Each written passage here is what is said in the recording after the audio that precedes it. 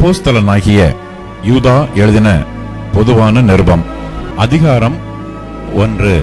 இயேசு கிறிஸ்துவனுடைய ஊழியக்காரனும் யாக்கோபினுடைய சகோதரனுமாயிருக்கிற யூதா, பிதாவாகிய தேவனாலே பரிசுத்தமாக்கப்பட்டவர்களும் இயேசு கிறிஸ்துவினாலே காக்கப்பட்டவர்களுமாகிய அழைக்கப்பட்டவர்களுக்கு எழுதுகிறதாவது: உங்களுக்கு இரக்கமும் சமாதானமும் அன்பும் பெருகக் கடவது.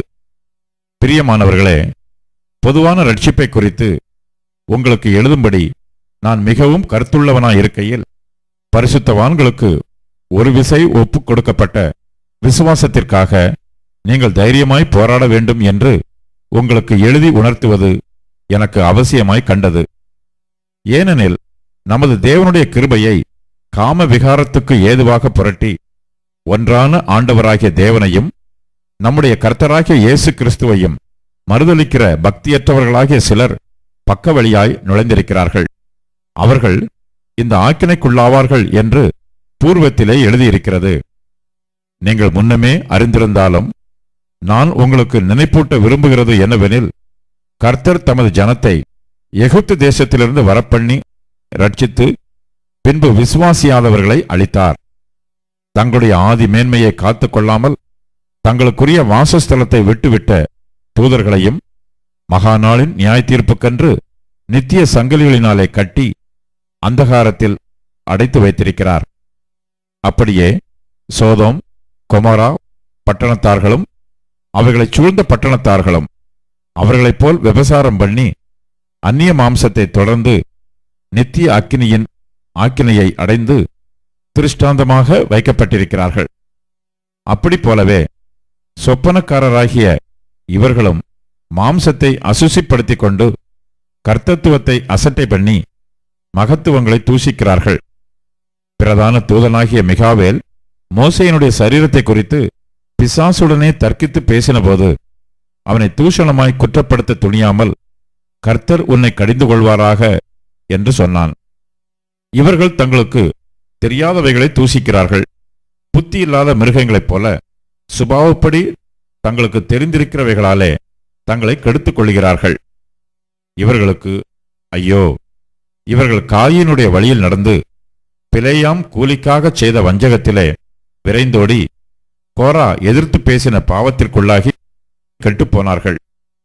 இவர்கள் உங்கள் அன்பின் விருந்துகளில் கரைகளாயிருந்து பயமின்றி கூட விருந்துண்டு தங்களைத் தாங்களே மேய்த்துக் கொள்கிறார்கள். இவர்கள் காற்றுகளால் அடியுண்டோடுகிற தண்ணீரற்ற மேகங்களும் இலை உதிர்ந்து கனியற்று 2 தரம் செத்து வேரற்று போன மரங்களும், தங்கள் அவமானங்களை நுரை தள்ளுகிற அமளியான கடல் அலைகளும் மார்க்கந்தப்பி அலைகிற நட்சத்திரங்களுமாயிருக்கிறார்கள். இவர்களுக்காக என்றென்றைக்கும் காரிருளே வைக்கப்பட்டிருக்கிறது. ஆதாமுக்கு 7ஆம் தலைமுறையான ஏனோக்கும் இவர்களை குறித்து, இதோ எல்லாருக்கும் நியாயத்தீர்ப்பு கொடுக்கிறதற்கும் அவர்களில் அவபக்தி உள்ளவர்கள் யாவரும் அவபக்தியாய் செய்து வந்த சகல அவபக்தியான கிரியைகளின் நிமித்தமும் தமக்கு விரோதமாய் அவபக்தியுள்ள பாவிகள் பேசின கடின வார்த்தைகள் எல்லாவற்றின் நிமித்தமும் அவர்களை கண்டிக்கிறதற்கும் 1000 தமது பரிசுத்தவான்களோடும் கூட கர்த்தர் வருகிறார் என்று முன் அறிவித்தான். இவர்கள் முறுமுறுக்கிறவர்களும் முறையிடுகிறவர்களும் தங்கள் இச்சைகளின்படி நடக்கிறவர்களுமாயிருக்கிறார்கள். இவர்களுடைய வாய் இருமாப்பானவைகளை பேசும். தற்பொழிவுக்காக முகஸ்துதி செய்வார்கள். நீங்களோ பிரியமானவர்களே, நம்முடைய கர்த்தராகிய இயேசு கிறிஸ்துவின் அப்போஸ்தலரால் முன் சொல்லப்பட்ட வார்த்தைகளை நினைவு கூறுங்கள். கடைசி காலத்திலே தங்கள் துன்மார்க்கமான இச்சைகளின்படி நடக்கிற பரியாசக்காரர் தோன்றுவார்கள் என்று உங்களுக்கு சொன்னார்களே. இவர்கள் பிரிந்து போகிறவர்களும் ஜென்ம சுபாவத்தாரும் ஆவி இல்லாதவர்களும் ஆமே. நீங்களோ பிரியமானவர்களே, உங்கள் மகா பரிசுத்தமான விசுவாசத்தின் மேல் உங்களை உறுதிப்படுத்திக் கொண்டு பரிசுத்த ஆவிக்குள் ஜெபம் பண்ணி தேவனுடைய அன்பிலே உங்களை காத்துக்கொண்டு நித்திய ஜீவனுக்கு ஏதுவாக நம்முடைய கர்த்தராகிய இயேசு கிறிஸ்துவினுடைய இரக்கத்தை பெற காத்திருங்கள். அல்லாமலும் நீங்கள் பகுத்தறிவு உள்ளவர்களாயிருந்து சிலருக்கு இரக்கம் பாராட்டி சிலரை அக்கினியிலிருந்து இழுத்துவிட்டு பயத்தோடே ரட்சித்து மாம்சத்தால் கரைப்பட்டிருக்கிற வஸ்திரத்தையும் வெறுத்து தள்ளுங்கள். வலுவாதபடி உங்களை காக்கவும் தமது மகிமையுள்ள சன்னிதானத்திலே மிகுந்த மகிழ்ச்சியோட உங்களை மாசற்றவர்களாய் நிறுத்தவும் வல்லமையுள்ளவரும் தாம் ஒருவரே ஞானமுள்ளவருமாகிய நம்முடைய இரட்சகரான தேவனுக்கு கனமும் மகத்துவமும் வல்லமையும் அதிகாரமும் இப்பொழுதும் எப்பொழுதும் உண்டாவதாக. ஆமென். எசேக்கியேல் தீர்க்கதரிசியின் புஸ்தகம் அதிகாரம் 34.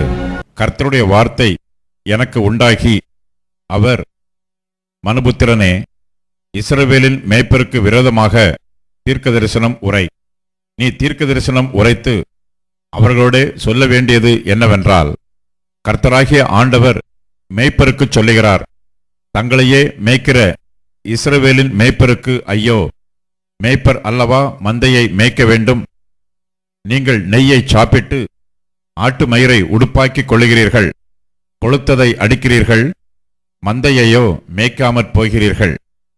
நீங்கள் பலவீனமானவைகளை பலப்படுத்தாமலும் நசல் கொண்டவைகளை குணமாக்காமலும் எலும்பு முறிந்தவைகளை காயங்கட்டாமலும் துரத்துண்டவைகளை திருப்பிக் கொண்டு வராமலும் காணாமற் போனவைகளை தேடாமலும் போய் பலாத்காரமும் கடூரமுமாய் அவைகளை ஆண்டீர்கள்.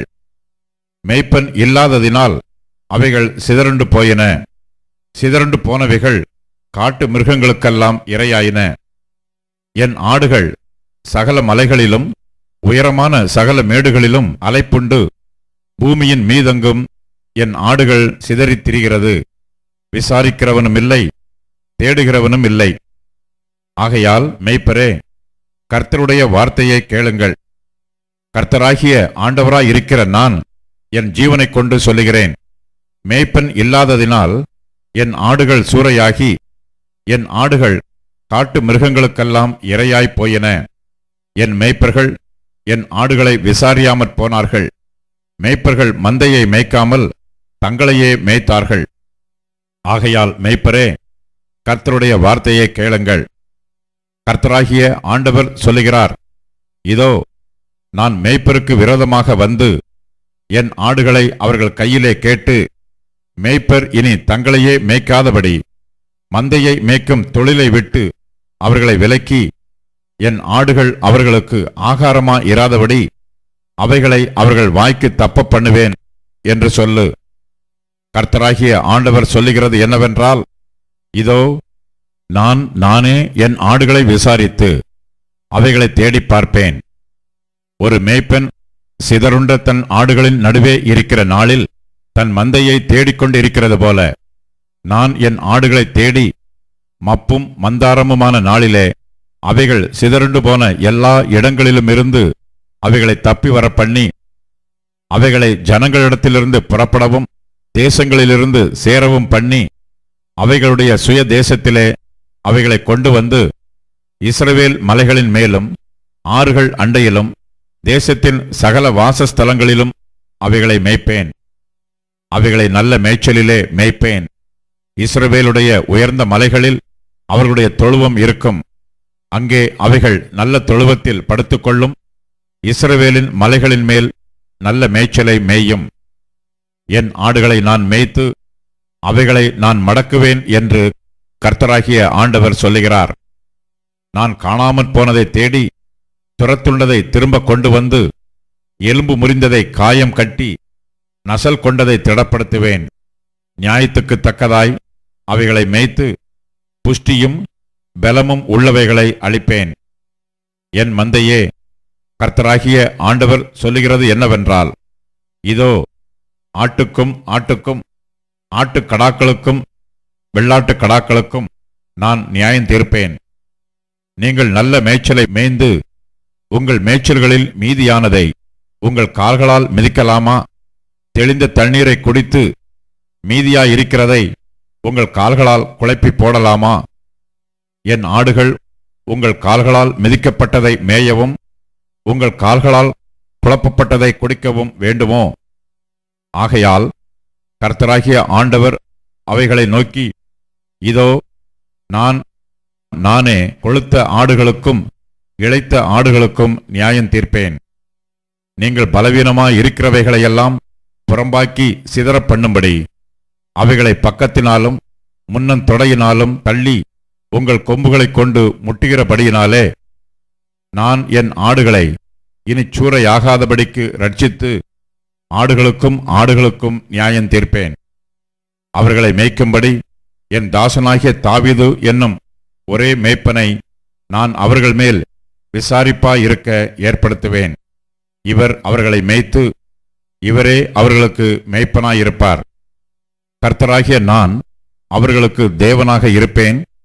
என் தாசனாகிய தாவீது அவர்கள் நடுவில் அதிபதியாயிருப்பார். கர்த்தராகிய நான் இதைச் சொன்னேன். நான் அவர்களோடு சமாதான உடன்படிக்கை செய்து துஷ்ட மிருகங்களை தேசத்தில் இராதபடிக்கு ஒழிய பண்ணுவேன். அவர்கள் சுகமாய் வனாந்தரத்தில் தாபரித்து காடுகளில் நித்திரை பண்ணுவார்கள். நான் அவர்களையும் என் மேட்டின் சுற்றுப்புறங்களையும் ஆசீர்வாதமாக்கி ஏற்ற காலத்திலே மழையை பெய்ய பண்ணுவேன். ஆசீர்வாதமான மழை பெய்யும். வெளியின் விருட்சங்கள் தங்கள் கனியை தரும். பூமி தன் பலனை கொடுக்கும். அவர்கள் தங்கள் தேசத்தில் சுகமாயிருப்பார்கள். நான் அவர்கள் நுகத்தின் கயிறுகளை அறுத்து அவர்களை அடிமை கொண்டவர்களின் கைக்கு அவர்களை நீங்களாக்கி விடுவிக்கும் போது நான் கர்த்தர் என்று அறிந்து கொள்வார்கள். இனி அவர்கள் பிற ஜாதிகளுக்கு கொள்ளையாவதில்லை. பூமியின் மிருகங்கள் அவர்களை பட்சிப்பதுமில்லை. தத்தளிக்க பண்ணுவார் இல்லாமல் சுகமாய் தங்குவார்கள். நான் அவர்களுக்கு கீர்த்தி பொருந்திய ஒரு நாற்றை எழும்ப பண்ணுவேன். அவர்கள் இனி தேசத்திலே பஞ்சத்தால் வாரிக்கொள்ளப்படுவதுமில்லை. இனி புறஜாதிகள் செய்யும் அவமானத்தை சுமப்பதுமில்லை. தங்கள் தேவனாகிய கர்த்தராயிருக்கிற நான் தங்களோடே இருக்கிறதையும் இஸ்ரவேல் வம்சத்தாராகிய தாங்கள் என் ஜனமாயிருக்கிறதையும் அவர்கள் அறிந்து கொள்வார்கள் என்று கர்த்தராகிய ஆண்டவர் சொல்லுகிறார். என் மந்தையும் என் மேய்ச்சலின் ஆடுகளுமாகிய நீங்கள் மனுஷர், நான் உங்கள் தேவன் என்று கர்த்தராகிய ஆண்டவர் உரைக்கிறார் என்று சொல் என்றார். சங்கீதம் 4. நெகினோத் என்னும் வாத்தியத்தில் வாசிக்க ராகத் தலைவனுக்கு ஒப்புவிக்கப்பட்ட தாவீதின் சங்கீதம். என் நீதியின் தேவனே, நான் கூப்பிடுகையில் எனக்கு செவிகொடும். நெருக்கத்தில் இருந்த எனக்கு விசாலமுண்டாக்கினீர். எனக்கு இறங்கி என் விண்ணப்பத்தை கேட்டருளும். மனுபுத்திரரே, எதுவரைக்கும் என் மகிமையை அவமானப்படுத்தி வீணானதை விரும்பி பொய்யை நாடுவீர்கள்? பக்தியுள்ளவனை கர்த்தர் தமக்காக தெரிந்து கொண்டார் என்று அறியுங்கள். நான் கர்த்தரை நோக்கி கூப்பிடுகையில் அவர் கேட்பார். நீங்கள் கோபம் கொண்டாலும் பாவம் செய்யாதிருங்கள். உங்கள் படுக்கையிலே உங்கள் இருதயத்தில் பேசிக்கொண்டு அமர்ந்திருங்கள். நீதியின் பலிகளை செலுத்தி கர்த்தர் மேல் நம்பிக்கையாயிருங்கள். எங்களுக்கு நன்மை காண்பிப்பவன் யார் என்று சொல்லுகிறவர்கள் அநேகர்.